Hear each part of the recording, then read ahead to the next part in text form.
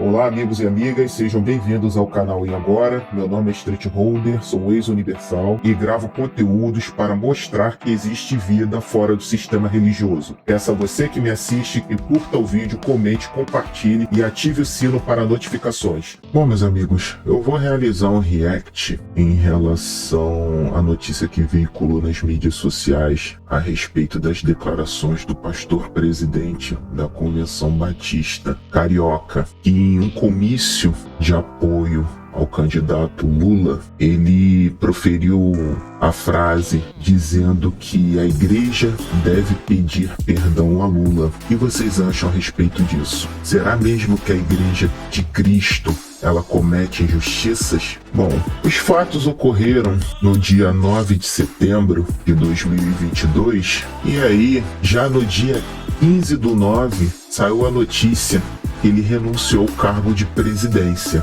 Aí eu fico me perguntando, o pregador em questão não era um simples pastor de bairro, ele presidiu uma convenção. Eu fui no site das Batistas e verifiquei que ele era responsável por mais de 500 igrejas na cidade do Rio de Janeiro. Verifiquei isso no próprio site da Convenção das Igrejas Batistas Cariocas. Será mesmo que ele iria proferir tais palavras de maneira isolada e sem apoio, sem respaldo? Enfim, a reportagem ela diz que o pregador renunciou ao cargo de presidente da convenção e apagou suas redes sociais.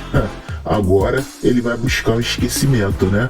Outros questionamentos que eu faço. Será que o propósito almejado por esse apoio foi alcançado? Além disso, o que esse episódio trouxe a favor do Evangelho de Cristo? Na minha opinião, as palavras desse pregador em relação a esse episódio foram generalizadas, como a maioria das falas das lideranças religiosas aqui no Brasil, infelizes porque visa fins políticos, e o Evangelho de Cristo não tem nada a ver com a política, e sem legitimidade alguma, porque esse pregador, esse pastor, ele não representa todos os cristãos no Brasil. Infelizmente, esses fatos expõem uma triste realidade, que essas eleições de 2022 estão dando à parte da população uma falsa esperança de progresso, independentemente de quem vai ser eleito, esquerda ou direita. Essa história de esquerda é comunista e direita é fascista não passa de uma cortina de fumaça que desvia a atenção de segmentos da sociedade para casos realmente importantes para a sociedade. Há exemplo na tela: Orçamento Federal executado e pago em 2020, 3,5 trilhões. Vejam aí. Juros e amortização da dívida, 39,08%. Vejam lá os gastos com segurança pública, 0,30%. Defesa, 2,07%. E esses são os dados de 2020. Vamos para os mais atualizados. Veja a dívida e amortização. Aumentou. Gasto com educação, 2,49%. Defesa nacional, 1,94%. Segurança pública, 0,27%. O que vocês acham? Essa divisão trazida pela política é formidável para os candidatos, porque desvia a atenção do povo para problemas mais sensíveis e impedem o país de se desenvolver, como o comprometimento da dívida pública, que vocês estão vendo aí na tela, que continua crescendo apesar de todas as medidas feitas no nosso passado recente, como a criação do teto de gastos públicos, que a esquerda está dizendo que não vai respeitar, e a mini reforma da Previdência. Voltando ao apoio do pastor evangélico ao Lula, apesar da repercussão negativa desse discurso, no sistema religioso não existe espaço para reflexões por parte dos fiéis. O estrago foi feito e eu tenho uma ligeira desconfiança que a esquerda conseguiu alguns votos com esse episódio.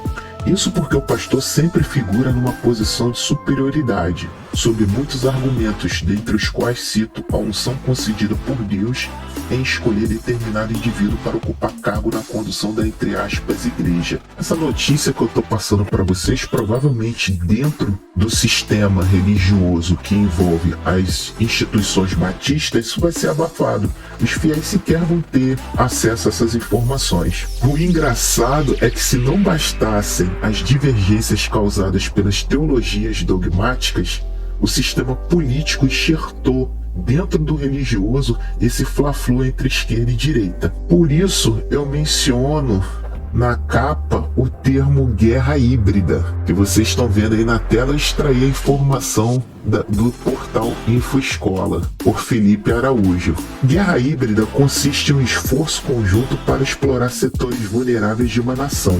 Normalmente são realizadas com foco nos segmentos econômicos, psicológicos, militares e políticos relacionados ao inimigo em questão. Essa guerra pode se utilizar de questões identitárias para atingir seus objetivos com base em temas como gênero, sexo, religião, etnia, idade, entre outras relacionados à identidade pessoal. Por isso que eu defendo particularmente que essa divisão no país entre esquerda e direita ela é fabricada, e existem setores como o religioso que estão se vendendo em troca de poder. E eu vou além, essa divisão ela afeta apenas a base da sociedade, porque vocês acham que grandes conglomerados, o capital estrangeiro, ele está preocupado com quem vai assumir, se é esquerda ou direita? Pelo contrário, o grande objetivo da guerra híbrida é dividir para conquistar. Uma sociedade mais dividida e com tantos discursos de ódio que eu vejo e que